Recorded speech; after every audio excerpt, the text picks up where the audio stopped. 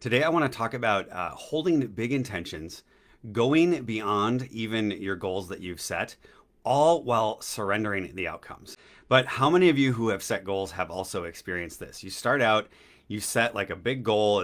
Maybe it's a big financial goal, a big number of some kind. As you do that, you start out, you're all excited, you're all fired up. But then what happens? You get really attached to the outcome and you get solely focused on, I need to have this outcome and I need to have it by a certain date. But you get attached to the outcome. You get attached to, this is the way I thought it was going to be, because obstacles come up and that happens. And then you end up getting frustrated. And then out of that frustration, how many of you have experienced that where you do something to sabotage your own success because you start pushing? You get frustrated with yourself, you get frustrated with others, maybe on your team. And then all of a sudden, that big excitement that you had is like, oh, I've done it again, right?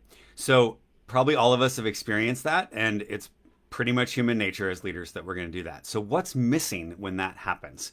I'm going to suggest that there are two things that are missing when that happens. The first one is getting clarity on the why that's bigger than and underneath and supports that goal, which I'll talk more about in a second. And the second piece is the ability to let go, to relax and surrender the outcome. So, how can we relax into our goals and surrender so that we can actually achieve them? And that's where that why and that purpose becomes so important.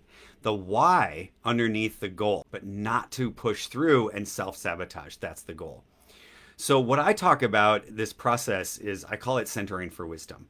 You completely, and I mean completely, but you completely let go of all the attachment to the outcomes, even the goals themselves, and surrender into that bigger purpose. But when we are able to let go of the attachment to the outcome, that bigger power, that divine power, can actually work through and in some cases even around our ego to bring about things maybe even in a better way than we would have done if we tried to force it.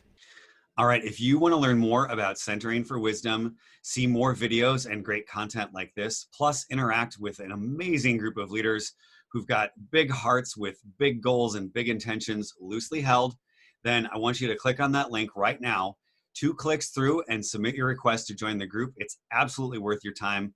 Thanks, and I will see you in our Facebook group.